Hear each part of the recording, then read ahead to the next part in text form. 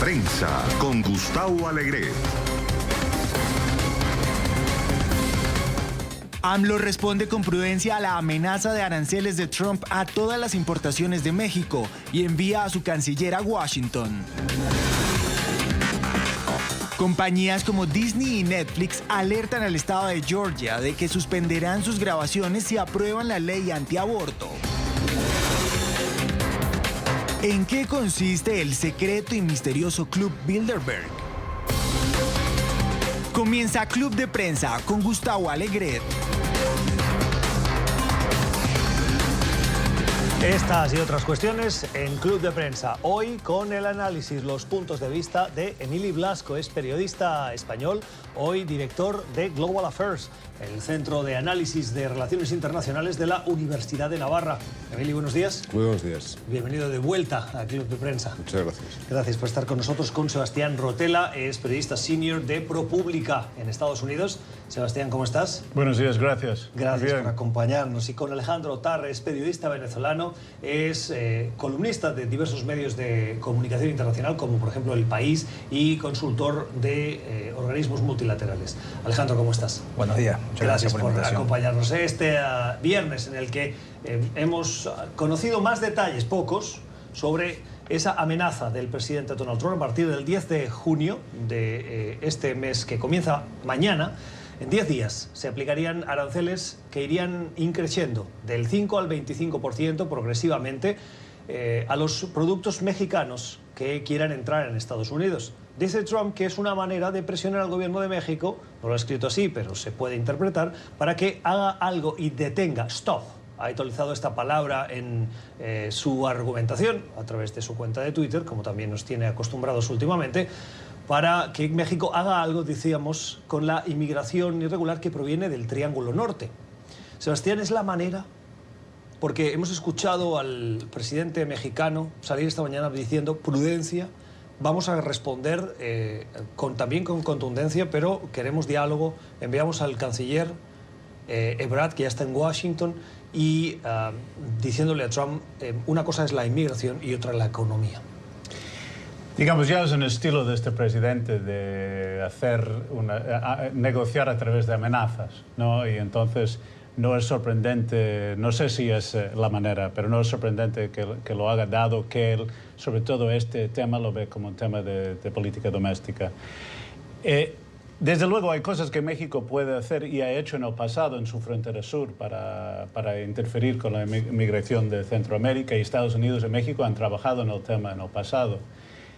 Esta amenaza y entrar por el lado de la economía es muy complejo. Entre otras cosas, como dijiste, el presidente Trump ha dicho que con estas tarifas las empresas americanas podrán volver de México a Estados Unidos. Me cuesta creer que gente que está en México, compañías pagando $8 a la hora, van a volver a pagar el doble o el triple, ¿no? Entonces, yo creo que, como hace muchas veces Trump, puede ser una amenaza que busca plantear la mesa para un diálogo con una postura agresiva.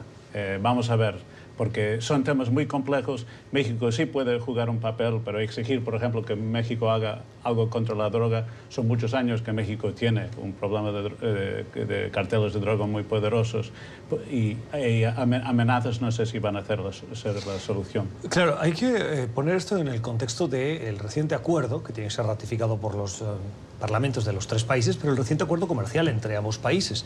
Un acuerdo comercial, un tratado de libre comercio entre Canadá, Estados Unidos y México, que actualiza la versión del que hasta ahora era el telecano NAFTA. ¿Es compatible con la imposición de aranceles o es una contradicción que puede ahora poner en riesgo precisamente la firma de este tratado? Yo creo que lo puede poner en peligro, y también esta idea que plantea el presidente, que voy a castigar a México, está tan entremezclada la economía de Estados Unidos con la de México, las empresas y todo lo que es un sistema muy intenso y muy entreconectado de la economía fronteriza, que es difícil creer que estas medidas van a funcionar en el sentido de solo golpear a México y no afectar no solo ese tratado, sino muchas empresas y la economía americana también. Sí, bueno, un ejemplo claro del nivel de interconexión, ¿no? Y que contradice un poco lo que acabas de citar de Trump en el tuit, es que en la producción, pues, ¿no? Por ejemplo, de vehículos, muchas veces una producción mixta donde se utilizan fábricas de México, de Canadá y Estados Unidos de una manera conjunta, ¿no? Estos aranceles complican ese tipo de producción, ¿no? Y el resultado no es que se van a ir a Estados Unidos, probablemente es que se van a ir a otros sitios donde sea más barato, pues, ¿no? Donde este tipo de producción, donde se combinan fábricas de los tres países, no, o sea, la opción más atractiva va a ser irse a un país donde esto sea más barato. Ahora me estaba leyendo los mensajes de Twitter y el último al que hacías referencia, Sebastián, y que comentábamos al principio del programa del presidente Trump es este. Dice, para que no se paguen esos aranceles, si las tarifas empiezan o los aranceles empiezan a aplicarse, las compañías dejarán México, que ha tomado un 30% de nuestra industria automovilística, y volverán a casa, a Estados Unidos, dice el presidente Trump. México debe tomar el control de su país, empezando por el tema de las drogas y los carteles. Y aquí mezcla la lucha contra la drogadicción con la economía, cuando son dos cosas aparentemente distintas.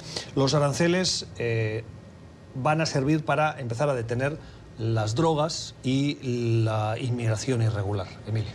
Parece un poco vuelta atrás, es decir, esas declaraciones parecen como planteando o preparando una negociación como la que hubo antes, ¿no? Del Tratado de Libre Comercio con Canadá y México, y era entendible en ese momento previo que el presidente Trump dijera cosas duras, digamos, para partir de una posición dura de cara a esas negociaciones.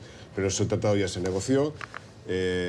La conclusión general es que no hay un claro ganador ni perdedor en ese tratado o en esa modificación del tratado, y quizás por eso Trump quizás tenga una sensación de que no le ha beneficiado, o sea, no ha sacado todo lo que pretendía y ahora vuelve como una segunda parte de esa negociación.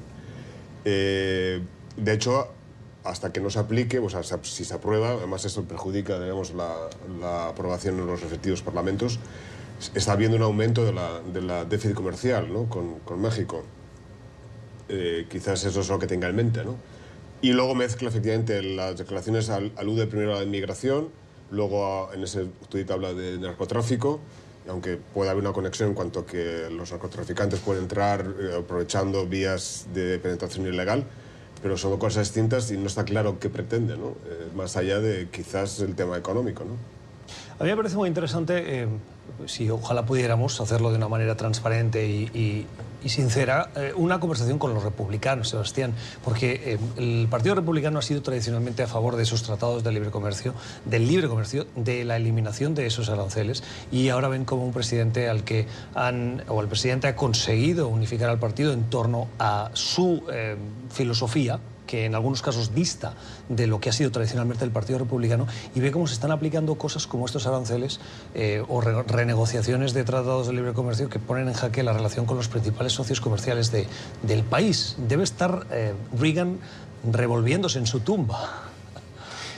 Lo que pasa es que este Partido Republicano un poco deja hacer al presidente. No ves que obviamente no hay una coordinación, y muchas veces creo que los líderes dicen, bueno, es retórica, es amenaza, que vamos a ver qué pasa en la realidad. Pero sí, desde luego, va en contra de lo que es los fundamentos de una visión de libre comercio. Y también, o sea, lo que a mí me llama mucho la atención, he cubierto mucho el tema de seguridad, migración y drogas, ¿esto qué coordinación hay ahora? Hay una nueva administración en México, ¿no? Han llegado una serie de nuevos jefes y policiales y de inteligencia y todo eso.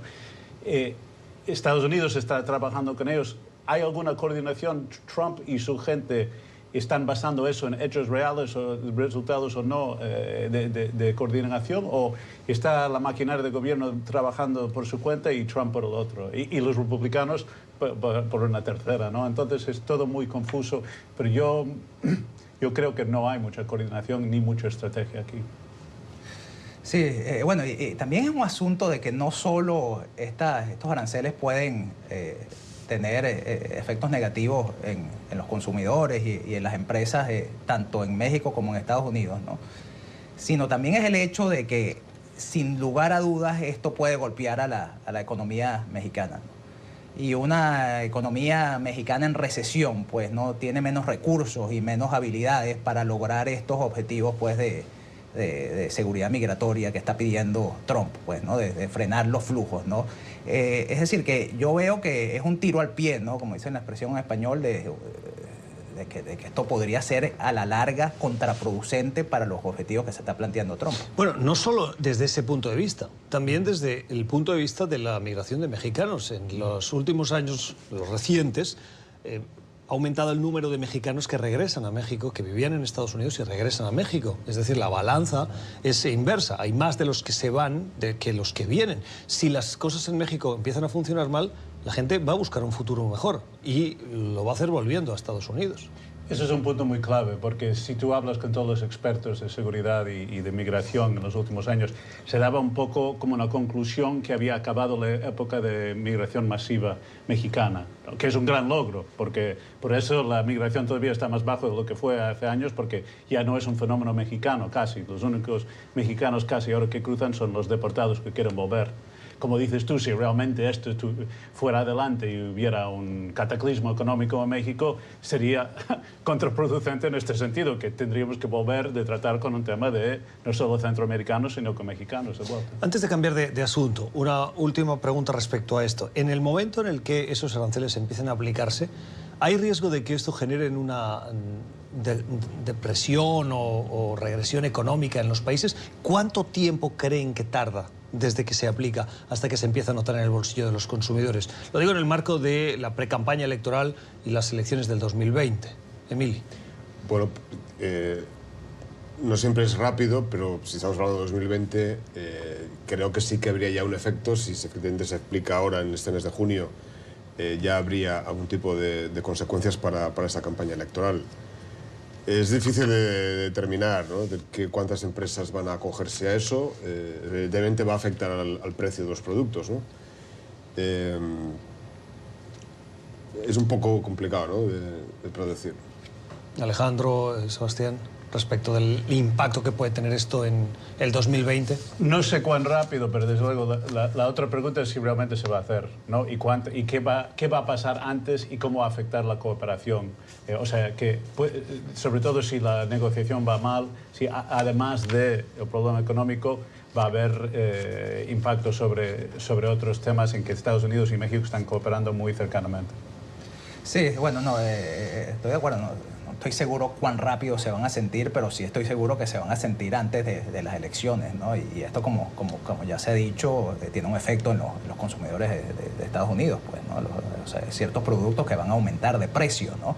Y en ese sentido, ¿sabes? Políticamente me parece contraproducente y me parece también contraproducente para los dos países en general, en el mediano y largo plazo. 10:44 minutos en Washington y Santiago de Chile, 9:44 en Bogotá, Lima, Quito. El día en el que conocemos las consecuencias de esa falta de acuerdo en Israel para formar gobierno, para asegurar la reelección de Benjamin Netanyahu.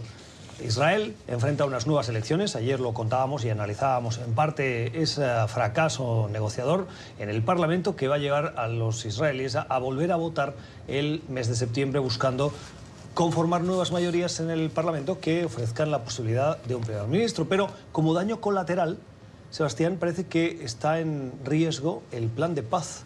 Si es que en algún momento tenía alguna posibilidad, pero con estas nuevas elecciones, ese plan de paz que estaba liderando Jared Kushner, que los palestinos no veían con buenos ojos, que ya había llevado al fracaso de la Conferencia Internacional de Bahrein, que buscaba reunir inversiones económicas para reactivar la economía de los territorios palestinos, ahora con estas elecciones es otro balde de agua fría sobre esas posibilidades de paz. Sí, yo tengo que decir con todo respeto y cautela que este plan de paz creo que ya estaba con pocas posibilidades y creo que habiendo cubierto la región por años y visto lo complejo y lo difícil que es lograr un plan de paz y visto los diplomáticos de alto nivel de muchos países que han trabajado duro para lograrlo, la idea de que Jared Kushner, con la poca experiencia y la edad que tiene y un poco trabajando como agente libre, puesto a dedo por el presidente que él iba realmente a ir adelante con este plan de paz, me cuesta mucho creer que iba a tener éxito. Desde luego lo hace más difícil, pero yo lo veía con muy pocas posibilidades y me parece increíble que un tema tan serio está siendo dejado en las manos de alguien que, por muy inteligente que sea, no es una persona, digamos, la idónea para hacerlo, y que todo el aparato diplomático de Estados Unidos que existe tendría que estar abocado a esto de una forma seria y no lo veo pasando. O sea, la misma opinión. Es difícil complicar un plan que yo veo ya muerto, pues, ¿no? O para decirlo de manera menos contundente, con muy pocas probabilidades de éxito, ¿no? Tú ves que los palestinos ya boicotearon la conferencia, la que acabas de mencionar, de Bahrein. También hay un escepticismo general en los países árabes y las razones son entendibles, ¿no? La secuencia es extraña, esto de promover, ¿sabes?, inversiones multimillonarias en los territorios palestinos para tratar de flexibilizar la postura de ellos en torno a una negociación es una idea extraña, ¿no? Es como escuché a un analista decir, es como tratar de vender apartamentos de un rascacielos antes de tener un plan arquitectónico, ¿no? Es decir, los asuntos importantes, ¿no?, de la solución de los dos estados, el Estado palestino, Jerusalén, no se han tocado, ¿no? Y es algo como que dice, bueno, esto vendrá después, cuando una vez que todo este maravilloso desarrollo económico flexibilice o sea, yo creo que eso es un plan ingenuo, ¿no? Y lo otro es que las posturas el antagonismo de ambas partes, tanto de Netanyahu como de Abbas, se han endurecido en meses recientes, pues, ¿no? Antes de las elecciones, Netanyahu prometió anexar territorios de Cisjordania, que sabes que es una cosa de esas medidas que son un poco irreversibles, ¿no?, una vez que se aplican. También Abbas ha dicho que no confía en Trump como mediador para este conflicto porque está totalmente parcializado a favor de Israel. Esto en parte es el resultado de políticas de Trump, ¿no?, de recortar fondos de ayuda destinados a los palestinos, de ayuda de Estados Unidos destinados a los palestinos, mudar la embajada a Jerusalén, reconocer la soberanía del Golán. Todas estas medidas han tanto envalentonado a Netanyahu a radicalizar un poco su posición y alejado a los palestinos. O sea, en mi opinión, esta es una política totalmente incoherente y con muy pocas probabilidades de éxito. La poca viabilidad del plan de administración Trump, yo la comparo con yo voy a matizar, ¿no?, pero con el plan del presidente Obama. Tú no te puedes, en el caso de Obama, no te puedes acercar a un planteamiento de poner a Israel contra las cuerdas, ¿no? Obama prefirió, digamos, acercarse a los palestinos o intentar una equidistancia, quizás, ¿no? Yo más bien comparto, digamos, los intentos del presidente Clinton, digamos, de pasar la mano a los israelíes para que se fíen y confíen en tu plan. Entonces, ese acercarse a los israelíes lo ha hecho Trump, pero lo ha compensado con críticas o con enfrentamiento con los palestinos. Y así tampoco. Por un lado, has de tener una mano en israelíes, han de sentir acogidos, han de sentir que no les vas a llevar a ningún callejón sin salida, pero a la vez has de tender puentes con los palestinos, cosa que Trump no ha hecho, ¿no? Por tanto, fue inviable por muchas otras razones, ¿no? No acabó saliendo con el presidente Obama. Y es difícil, vamos, yo tampoco confío en que eso salga adelante, ¿no? Las opiniones en esta mesa de trabajo de Sebastián Rotella, de Emili Blasco y de Alejandro Tarre. Vamos a una primera pausa en Club de Prensa y regresamos con otra mirada a otras cuestiones de la actualidad. Vamos a Perú, donde el presidente Martín Vizcarra está instando al Congreso, no sé si la palabra sería, Emili, amenazando al Congreso, de que si no le aprueban las reformas anticorrupción que él está reclamándole, estaría dispuesto a disolver el Parlamento y convocar elecciones.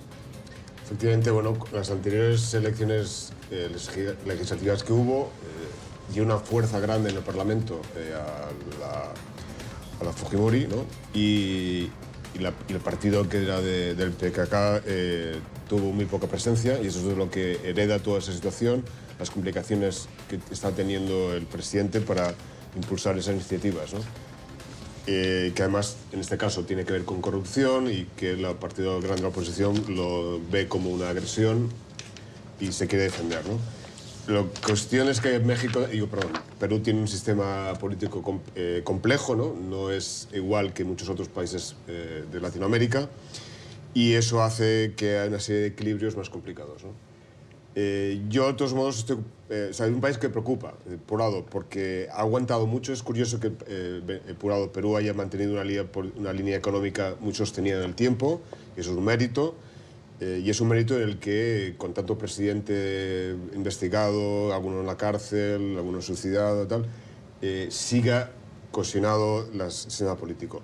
Pero cuando uno mira el tema de narcotráfico, es decir, con la producción de droga que hay, de coca, ¿no? Como el segundo, en algún momento fue el primer país cuando Colombia bajó, ¿no?, la producción, eso al final tiene que manifestarse en la vida política. Y probablemente hay mucho más corrupción de la que vemos, y acaba teniendo un precio en el sistema político.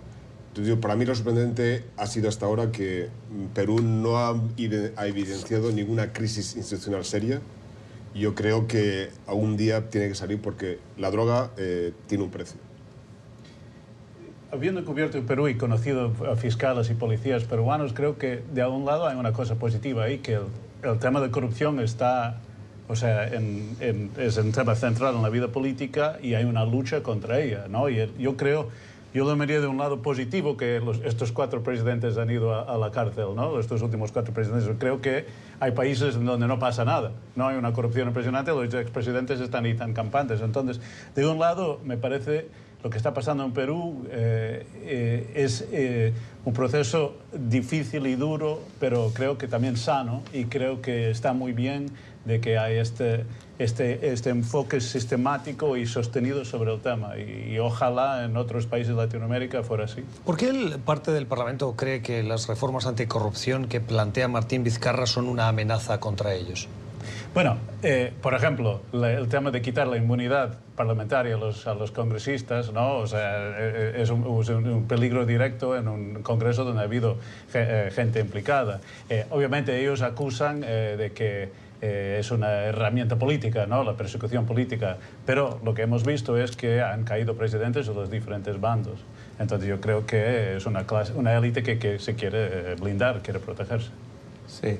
O sea, yo estoy de acuerdo que esto es una señal que uno puede ver como positiva, el hecho de que líderes importantes están siendo investigados, ¿no? Pero también revela que es un problema de corrupción grave, ¿no? 4 expresidentes investigados por corrupción, incluyendo Alan García, que se acaba de suicidar por esa razón, ¿no? Bueno, yo creo que eso es un hecho. La corrupción es un tema grave. Es positivo que estas cosas se estén aireando, porque revelan que hay un sistema reaccionando, pues, ante estos actos de corrupción, ¿no? Pero bueno, sigue siendo el hecho que es un problema gravísimo, ¿no?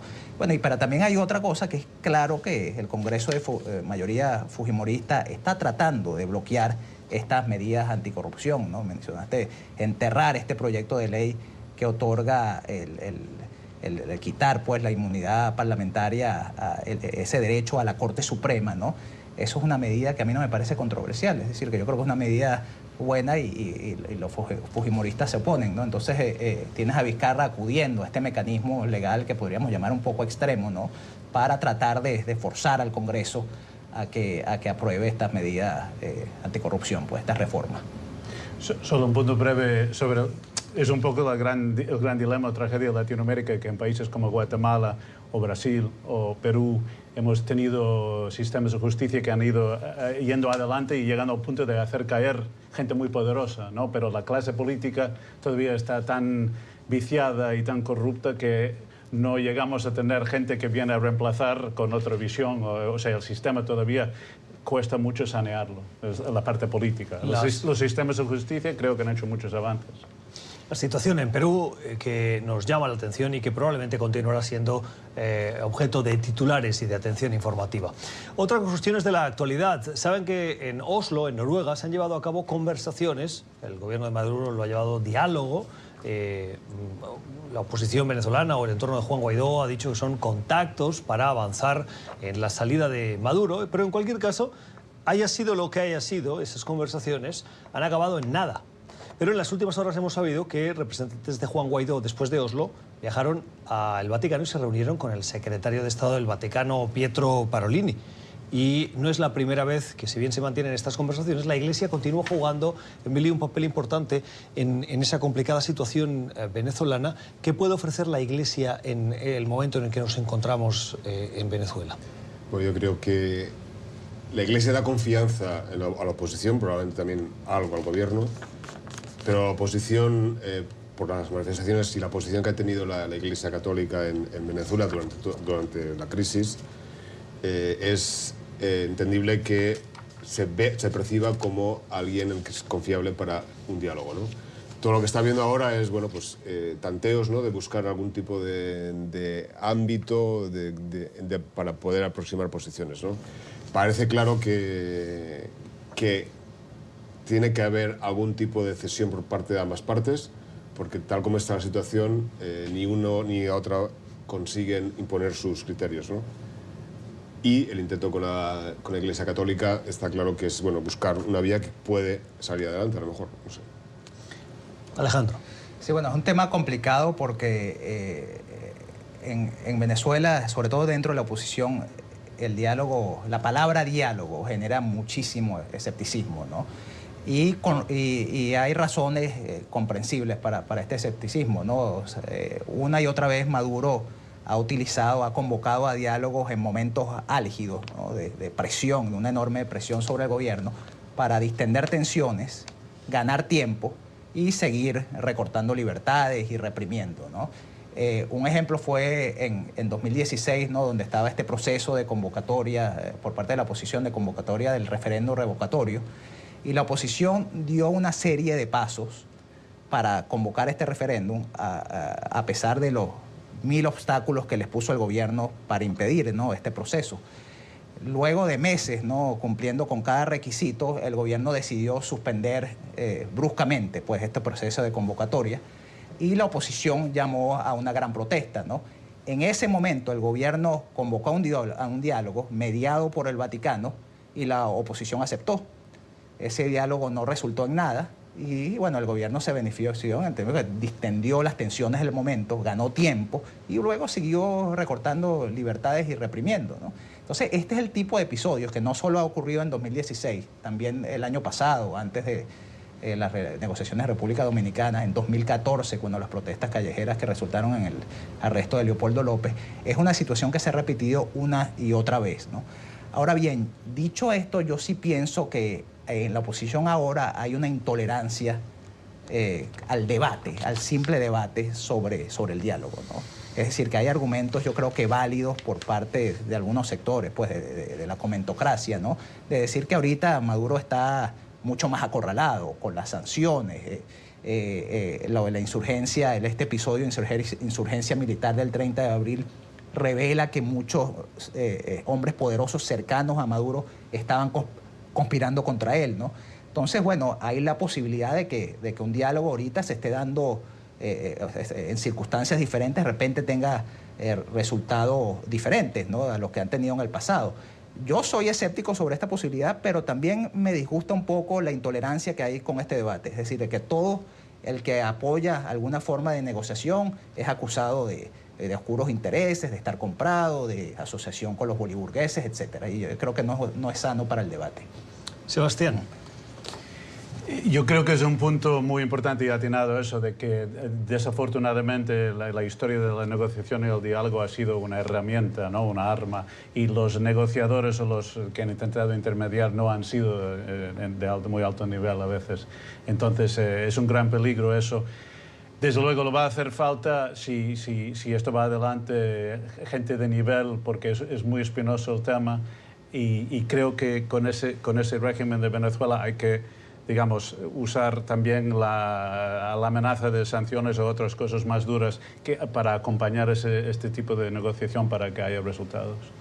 Bueno, resultados que de momento no se ven y que no parece que se tengan que ver a corto plazo. Esto, Emilia, a pesar de que en las últimas horas Nicolás Maduro ha dicho que lleva meses en conversaciones y contactos discretos, ha dicho, y que así tienen que seguir siendo con los partidos de oposición al chavismo. Está claro que ha habido diferentes contactos, también diferentes personas próximas a él, o digamos, cuando pasó el episodio de finales de abril, pues los contactos que había tenido Padrino López y otros personajes del régimen, ¿no?, con autoridades de Estados Unidos. Seguro, bueno, desde luego ha habido más cosas, ¿no?, de posibles contactos y quizás el entorno de Maduro haya habido cosas, ¿no? Pero todavía no estamos en una situación de que hayan abierto un cauce en el que se pueda encontrar una salida, ¿no? Es muy complicado, o sea, todos sabemos, ¿no? También comentabais aquí, bueno, que efectivamente no es un país normal, ¿no?, en el que, bueno, pues se trata de un régimen, digamos, de una dictadura en el que hay unas personas muy implicadas en cuestiones de criminalidad, de negocios ilícitos, de droga, de corrupción, en fin. Y eso no es una situación normal en la que uno pueda negociar fácilmente con quien les dirige, ¿no? Vamos a una nueva pausa en Club de Prensa. Al volver hablamos del último trabajo de Sebastián Rotela. ProPublica, la empresa en la que trabaja Sebastián Rotela, acaba de publicar un trabajo en el que Sebastián es uno de los coautores, que revela cómo las agencias legales o de inteligencia o de policiales de Estados Unidos son conscientes de una situación que hace como mínimo una década, si no más, que está sucediendo en Estados Unidos. Y tiene que ver con la relación de Estados Unidos con Arabia Saudí, uno de los principales socios en la región, si no el principal, junto con Israel, pero al mismo tiempo una relación ambivalente en cuestiones de terrorismo y seguridad. Y es que, según lo que publica ProPublica, firmado por, entre otros, Sebastián, hay una connivencia por parte de las autoridades saudíes para que sus nacionales que están en Estados Unidos implicados en casos de corrupción o de crimen vuelvan a sus países y eviten procesos judiciales o sean detenidos o encausados en Estados Unidos por agencias como la DEA, el FBI y otras agencias federales. ¿Para evitar qué exactamente, Sebastián? El periódico de Portland, Oregon empezó eso. Descubrieron una serie de casos en aquella zona donde hay muchos estudiantes sauditas, de que pasaba que estudiantes sauditas acusados de crímenes serios locales, sobre todo violación, abuso de niños, atropellar gente con su coche, cosas así, acusados esperando su juicio, la corte habiendo confiscado su pasaporte, desaparecían. Entonces nos juntamos con ellos para investigar ese tema a nivel nacional y qué sabía el gobierno de Estados Unidos, porque lo más que mirábamos, los más casos que había. Y lo que descubrimos fue efectivamente lo que explicaste, que ha habido un patrón y parece que hay un sistema de la inteligencia saudita de cuando sus nacionales son acusados de crímenes serios en Estados Unidos o no serios, de no solo poner la fianza y ponerles abogados, que es un poco raro pero es legal, pero sino hacer cosas como crearles nuevos pasaportes o ayudarles a huir por México, por ejemplo, para evitar juicios aquí. Entonces es un sistema de un poco de impunidad para gente que ha cometido crímenes serios, que una vez que llegan a Arabia Saudí es imposible hacer algo porque no hay tratado de extraditación. Lo que nos explican los funcionarios federales americanos, que se ha sabido esto, ha sido un secreto a voces, pero por qué la cooperación con Arabia Saudí en el tema del terrorismo y el tema geopolítico, como temas como Irán, como dijiste tú, el socio mayor en la región siendo Arabia Saudí, el tema del petróleo, siempre ha habido una razón para no hacer nada sobre ese tema. Bueno, el tema de Jamal Khashoggi lo demostró. Sí, y lo que muestra también el tema de Jamal Khashoggi es una especie de agresividad. O sea, estamos hablando, si un gobierno es capaz, como hay mucha evidencia, de matar a un periodista conocido en un consulado en frente de todo el mundo, la idea de que pueda ayudar a gente de huir por crímenes acusados de un sitio a otro de Estados Unidos no es tan difícil de creer, ¿no? Pero es un tema que preocupa mucho los fiscales y los policías que han lidiado con estos casos, que preguntan a la FBI y a las otras agencias cómo pudo escapar ese tipo de país si lo teníamos el pasaporte. Y parece que hay ese sistema clandestino que atenta contra la seguridad y la justicia de Estados Unidos. ¿Y qué responden las agencias cuando periodistas como vosotros los contactáis para preguntarles sobre este tema? Digamos, ese tema ha tenido ahora un poco de atención porque los dos senadores de Oregon, donde ha habido un montón de casos, se han quejado públicamente, han exigido respuestas, exigido acción. Entonces ha habido una especie de grupo de multiagencias que lo ha mirado y ha expresado su preocupación, pero a nosotros nos dicen, digamos privadamente, no va a pasar gran cosa. O sea, no, nadie, con la relación cercana que hay con la administración Trump y la administración de Arabia Saudí, nadie va a exigir, nadie va a hacer un gran escándalo sobre eso.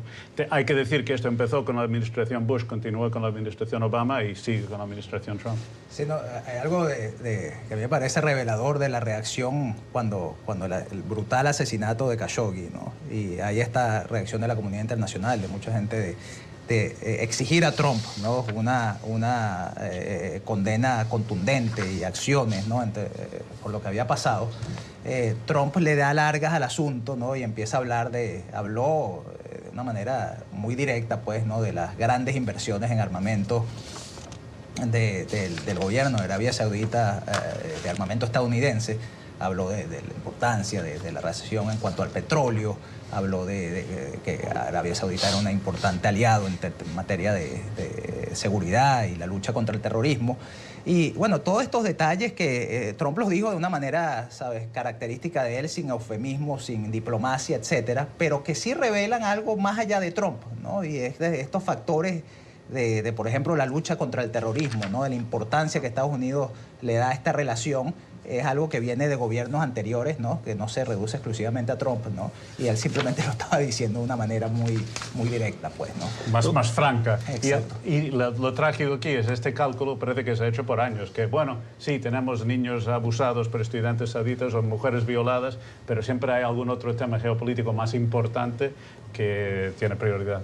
Brevemente, porque tengo un par de temas que tenemos que... Bueno, yo lo miraría desde la parte también, por aportar algo de Arabia Saudí, que interpreto más bien como un modo también de Arabia Saudí de congratularse de sus súbditos, ¿no? Porque luego necesita paz interior, necesita apoyo interno de sus, ya que no les da muchas libertades, ¿no? Y además si son estudiantes, gente formada, y cuando vuelven allí le deben algo al gobierno, le deben algo al sistema, ¿no? Entonces es un modo también de tener controlada a su población. Interesante esta denuncia que, como decía Sebastián, muy probablemente va a acabar en nada, porque poca cosa va a cambiar la política, el realpolitik se acaba imponiendo y más con esta administración. Hay dos cuestiones de la actualidad que me gustaría que conversáramos. Una, saben que diversos estados, la mayoría republicanos, también algún demócrata en las últimas horas, han firmado normativas que restringen el acceso al aborto en Estados Unidos.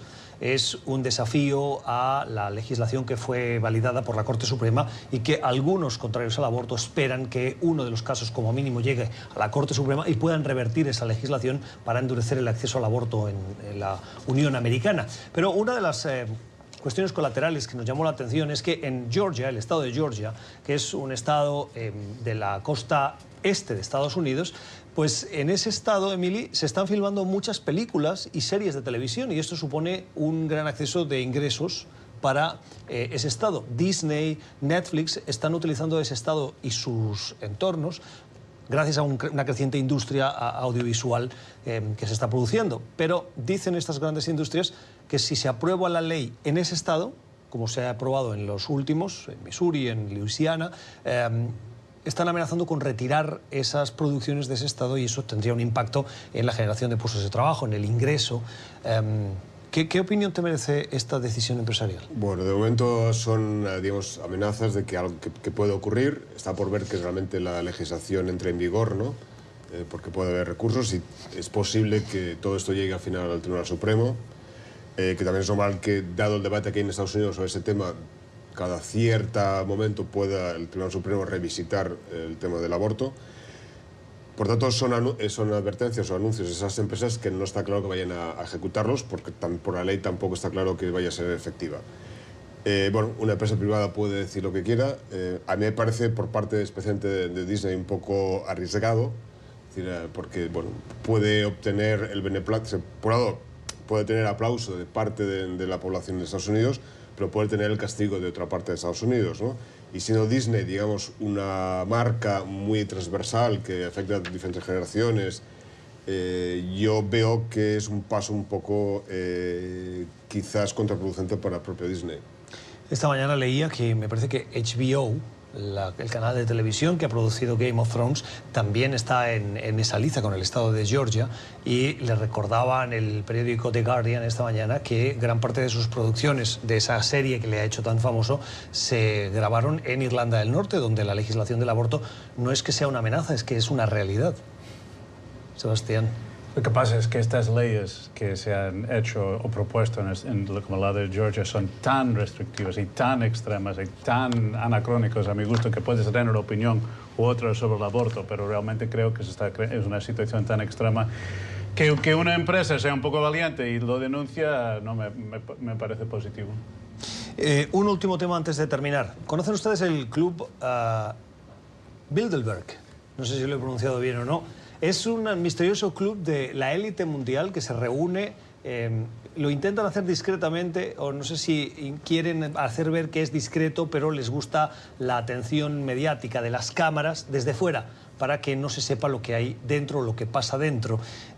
Alejandro, y parece que van a reunirse ahora en Suiza. Cada cierto tiempo lo hacen y en esta ocasión han escogido Suiza para analizar un poquito la situación internacional, particularmente la economía, pero también la geopolítica. Es como de película, ¿no? Sí, es también un cóctel fantástico, ¿no? Con todos los elementos para alentar teorías de conspiración, ¿no? Un grupo de ricos y poderosos que se reúnen en secreto a discutir temas importantes, ¿no? Yo creo que esta falta de información, ¿no?, la utiliza mucho la gente para proyectar, pues, fantasías o temores de lo que está pasando tras bastidores en el mundo y buscar también explicaciones simples, ¿no?, a problemas complejos. Un claro villano que es culpable estaba leyendo que lo culpan de la crisis económica de 2008, etcétera, ¿no? Estas terribles simplificaciones que a veces pasan, que a la gente le gusta buscar una explicación simple a problemas complejos que normalmente tienen causas mucho diversas y a veces no intencionadas. Esa definición de respuestas simples para problemas complejos, yo siempre la he escuchado cuando hablamos del populismo. Que la gente se utiliza exactamente eso, responder de manera simple a cuestiones complejas y muchas veces amenazantes para la vida de los ciudadanos, la deslocalización, la pérdida de competitividad de las empresas, de la economía, y que el populismo da esas respuestas sencillas que en el fondo no responden, pero que dan una apariencia de respuesta. Hay países donde se dice que la paranoia es solo sentido común. Entonces, yo creo que puede haber, la élite seguro global se reúne para tramar cosas siniestras. No sé si lo hacen aquí en un sitio que tiene nombre y apellido y se sabe dónde se están reuniendo. Emily, cerramos. Bueno, es decir, la élite, como todo, es un cuerpo que se reúne, se casan entre ellos, es endogámico. Como conocen los futbolistas, salen y se casan con modelos. Y, o sea, que todo hay élites que funcionan de un modo un poco cerrado, ¿no? Y yo encuentro normal que, efectivamente, que los ricos que quieran verse entre ellos se saluden y hablen, ¿no? No creo en una conspiración. Y luego, bueno, que siempre ha habido esa idea de que hay unos pocos que se reúnen, entre los sabios de Sion, todas esas teorías, digamos, antijudías, bueno, pervive una idea de que unos pocos dominan el mundo, ¿no? Bueno. Queda dicho la explicación de las reuniones del Club Bilderberg que se va a reunir en Suiza. Vamos a una nueva pausa, la última de este club de prensa de hoy, para cerrar con la mala semana. ¿Quieren saber a quién se la dan nuestros invitados?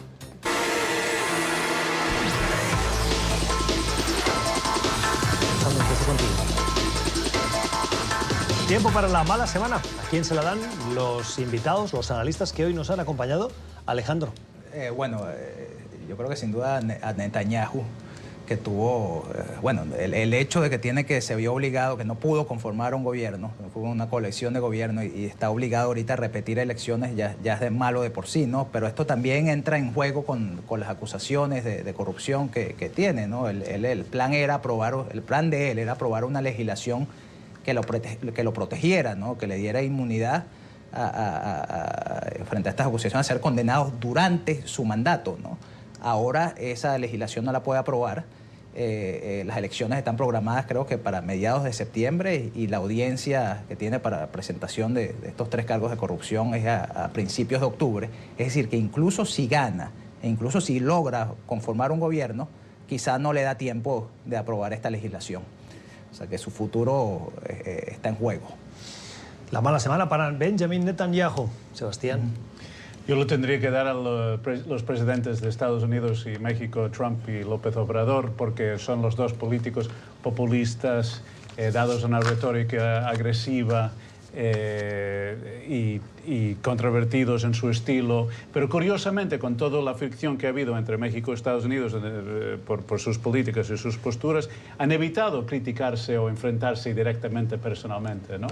Pero con esta última escalada de esta semana, de ayer, con la amenaza de Trump y dónde está yendo esta relación, ahora creo que es inevitable que estos dos señores se van a tener que enfrentar de alguna forma y pasar de la retórica a la acción y tomar una serie de decisiones que van a ser difíciles porque son temas muy espinosos, muy complicados, y vamos a ver qué pasa. Sí, la verdad es que la prudencia la ha marcado más AMLO que no Trump, porque Trump sí ha buscado esa confrontación y AMLO más bien ha sido quien ha contenido la respuesta agresiva. Pero en las últimas horas... Es cierto, pero Trump con López Obrador personalmente tampoco ha sido, no lo ha atacado. Es cierto, buen punto. Cerramos, Emili. Bueno, para mí Martín Vizcarra, el presidente de Perú, que ya hemos comentado antes, ¿no? de esa dificultad parlamentaria que tiene, de esa moción del Parlamento, que si la pierde, como perdió ya anteriormente fue aprobada, pero entonces podría tener que convocar nuevamente elecciones en una situación que él no tiene propiamente un partido sólido, que es difícil que lo construya. Pueden creer quizás que Fujimori puede perder algo de posición en el Parlamento, pero se arriesga a una nueva legislatura en la que podría perder mayoría, ¿no? Todavía más.